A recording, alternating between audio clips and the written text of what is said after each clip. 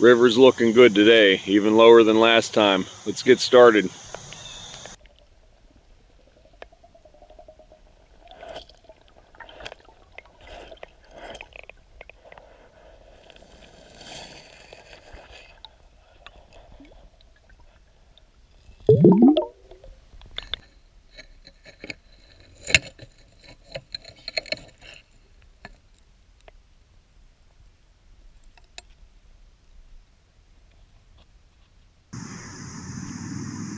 It's a shame that's cracked. I like these old aqua insulators.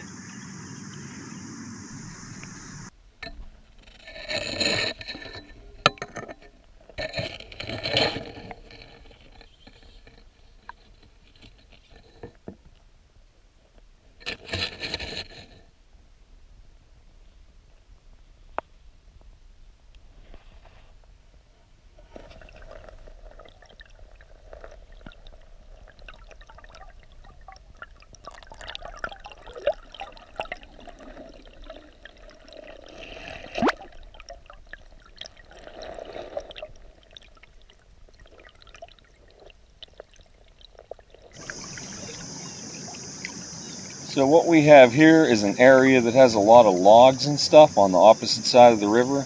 I believe I'm looking at an old soda here, and there's a bottle there, bottle there, bottle there. There's a whole group of bottles here, and this is what I mean. Everything collects on these obstructions. We're going to see what's in here.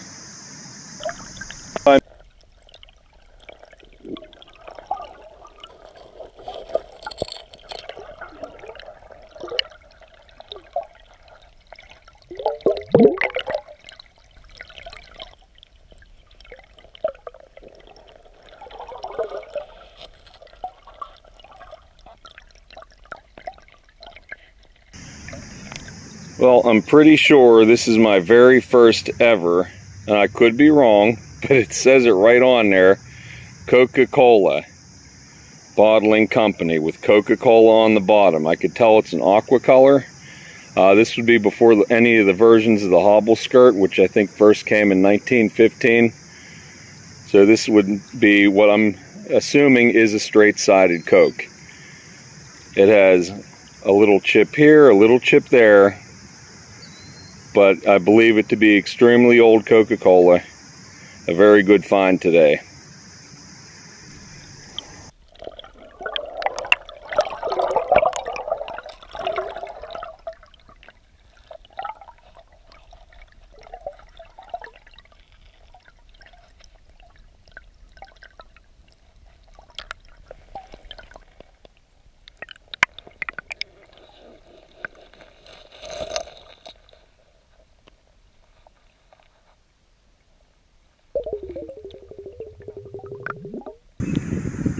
Here's a good example of a well-preserved ACL, or applied color label.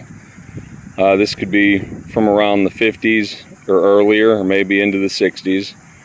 Not sure, but I know that it'll clean up nicely with nice vibrant color.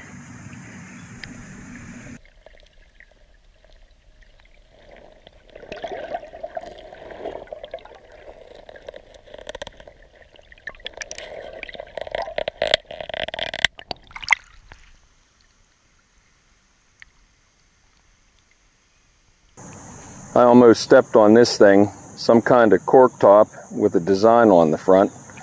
I am unsure of the age or the production of this. Gonna have to look it up.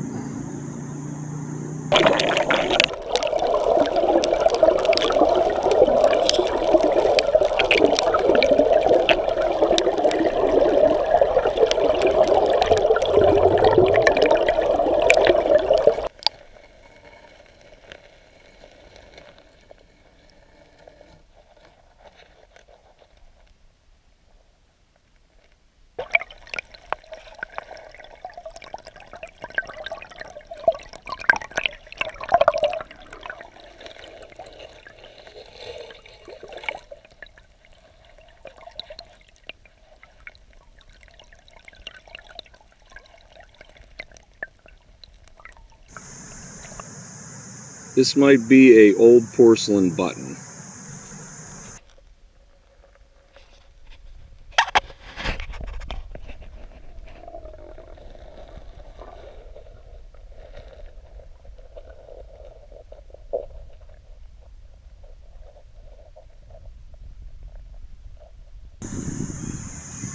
This marble's pretty banged up, but it's laying on the embankment.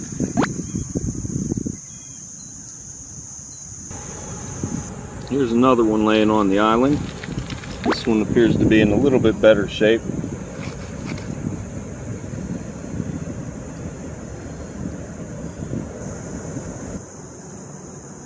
Nice red and white marble in about 2 inches of water.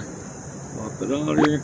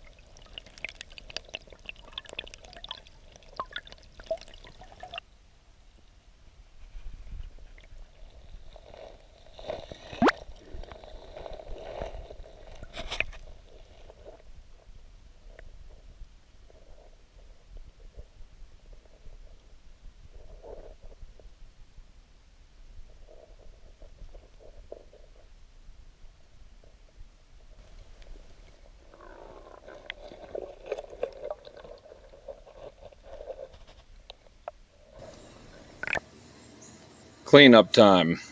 We'll start with the junk items first. Here's a Garrity flashlight. I'm under the assumption that it's probably from around 2000, 2002, since the expiration date on the battery is 2006. And the battery's remarkably in good condition after being in that river for all that time. A pair of binoculars, and they're obviously toasted, filled with water and everything. Somebody was probably upset they lost that. Some brassy, coppery items, quite a few. This has a made in the United States printed on the inside and a patent, but I don't think we'll ever find out what that is. Anytime you find things like this is the inside of a watch or a clock, and all the little pins for the gears would go through the various holes. So you see a lot of that in digging dumps and in the river. Item here, not sure what that is. And then this is definitely a cigarette lighter. Had to be in there for an extremely long time to reach this level of deterioration, but you could see where the flint would be and where the the wick right out in the center there. A flattened flashlight is what that is. I would say you would have your switch right here. And there's this little bowl. I thought it might be makeup related, but I can't imagine how. Maybe a cream, I don't know. The button was not porcelain, it's made out of plastic, so it's probably from the 1960s or 70s. A good collection of marbles. And one of the firsts that I had today was this marble right here. This is a marble containing uranium. The uranium marbles have 2 to 3% by volume uranium in them. They're safe to handle because of the glass making process when that uranium was introduced. A very sensitive Geiger counter would be able to pick up radioactivity from this.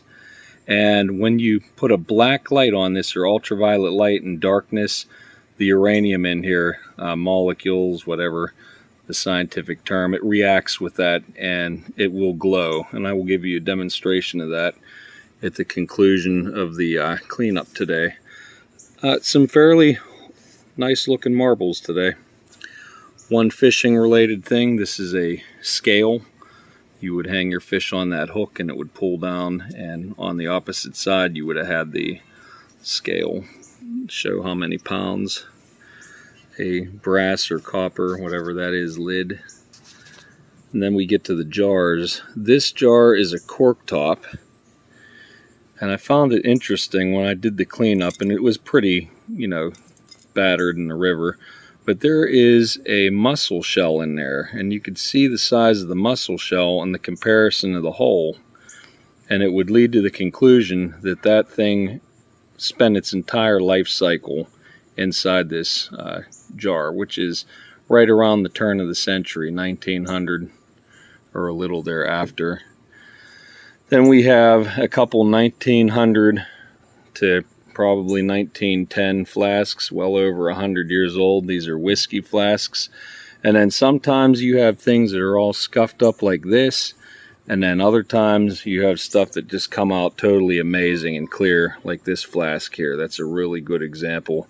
It must have been in the bank or the clay, protected from the elements. It was very easy to clean. The soda, I think this is a soda, Golden Age Beverages. The ACL's kind of okay. It's a little wore on the top. I didn't see that during the video, but it's a good example of this particular beverage. I'll have to research. Then the other first today was this straight-sided Coke. It's the first one that I've ever found. Coca-Cola in block letters, Akron O for Ohio on the bottom. It does have this huge fracture on the inside. It's smooth to the touch on the outside, but it has that fracture. But you know what? I don't care. It says Coca-Cola on the bottom. It's the first one. It proves that we could find these in the river in the areas that I go. So I'm excited about that and look forward to finding more. These were the predecessor to the hobble skirt version that we all know so well. And these were from roughly 1905, right around there, up to 1915, 1916, somewhere around that. So that is a very early Coca-Cola. Little bead bracelet. And I think that's about it. It's a pretty good hunt. 2 firsts, uranium marble, and a straight-sided Coke. What do we find next time? See you around. Just in time for Halloween.